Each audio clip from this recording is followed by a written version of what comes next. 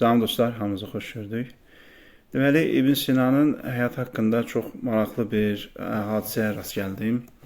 İstəyirəm onu sizlə bölüşüm. Burada mətni də qoymuşam ki, yəni mənbə görünsün. Deməli, bu kitab İbn Əbi Useybə adlı şəxsin kitabıdır. Uyunul Ənba fi Tabaqatil Ətibba.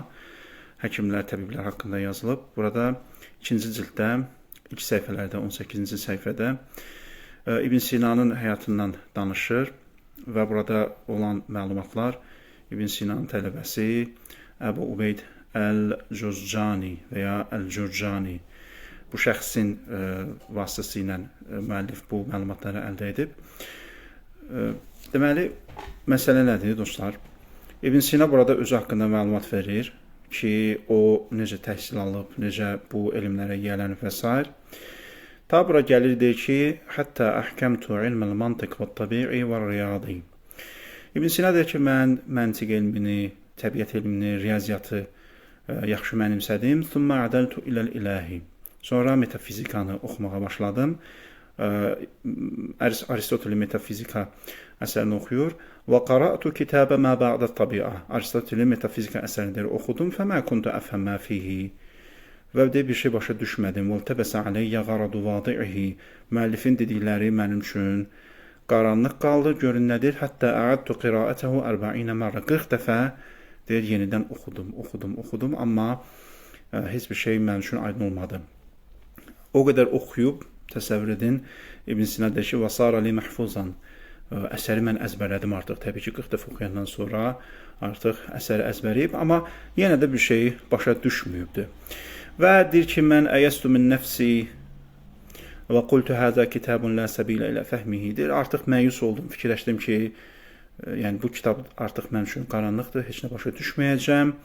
Və izə ənə fi yevminəl əyyəm hadartu vaqtəl asri fil varraqin. Günlərin bir günü deyir, əsr vaxtı, günorta vaxtı, günortadan sonra varraqin, burada məqsəd o kitab satanlar, kitabı cild halına gətirənlər, cildləyənlər və ya nüsxələrini köçürənlər, xülasə bu kitab satışı ilə məşğul olanlar.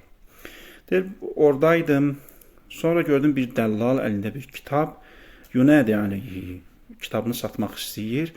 Fəaradahu aleyyə, kitabı mənə təqdim elədi. Fəradattuhu radda mutəbərrim.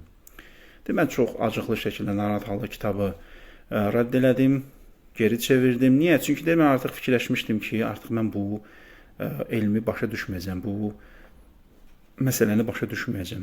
Lakin bu kişi deyir, xahiş elədi. Mənə dedi ki, iştəri minni həzə fə innəhu raxisun. Dedi ki, al bu kitabı məndən, çünki bu kitab ucuzdur və mən bunu sənə 3 dirhəmə satarım. Və sahibuhu muhtacun ilə səmənihi və mənim də pula ehtiyacım var. Deyir, mən aldım kitabı, sonra gördüm ki, fəhizə huvə kitabun li Əbi Nasr Əl-Farabi. Bu Farabinin kitabıdır fi əğradi kitab mə ba'də tabi'a. Deməli, Aristotelin metafizika əsərinə şərh yazıb. Və rəca'tu ilə beyti və əsra'tu qiraətəhu. Mən tələsdim və tez getdim və kitabı oxudum. Fənfətəhə aleyyə fil vaqti əğradu zəlikəl kitab. Ondan sonra deyir, kitabın bütün mətləbləri, yəni Aristotelin demək istədikləri hər şey mənim üçün aydın oldu bu kitabın vasitəsilə. Və fərihtu bizəlik. Buna görə çox şad oldum. Və tasaddaqtu fi thani yevmihi bi şeyin kəsir aləl fuqara. Şükran lillah. Deyir, səhərsi günü mən Allaha təşəkkür etmək niyyəti ilə çoxlu sədəqə verdim. Bu məlumatda bizim üçün əsas 2 önəmli dərs var. 1. Adam 40 dəfə oxuyub, yorulmayıb. Nə deməkdir bu? Bu insanın, İbn Sinanın elmə nə qədər şövq bəslədiyini göstərir, nə qədər şövqlü olduğunu, nə qədər istəkli olduğunu göstərir. Çünki biz adətən kitabı bir dəfə oxuyandan sonra, başa düşməyəndən sonra maksimum 2 dəfə oxuyarıq, kitabı bir kənar atarıq ki, aha, biz başa düşmədik və bunu təzmin oxumağa ehtiyac yoxdur. Amma adam 40 dəfə oxuyub, özdə bunu kim oxuyur? İbn Sina. Bu birinci məsələdir, insan heç vaxt naümid olmamalıdır, oxumalıdır, təkrar oxumalıdır. İkinci məsələ budur ki, adam neynir? Kitabı başa düşəndən sonra Allaha şükür etmək, təşəkkür etmək məqsədi ilə çoxlu sədəqə verir.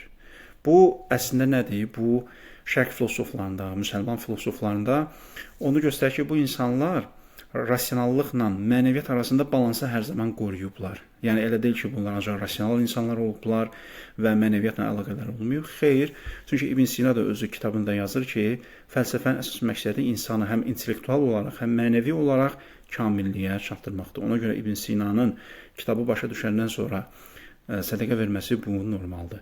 Bu həm də İbn Sinanı ateist hesab edənlərə, dinsiz hesab edənlərə də bir yaxşı cavabdır ki, İbn Sina nə olub, dindar olub və adam kitabı başa düşdüyünə görə Allaha təşəkkür etmək məqsədi ilə sədəqə veribdir. Bu məlumatı istədiyim sizlərlə çatdırım, sizə çatdırım, ümid edirəm faydalı oldu.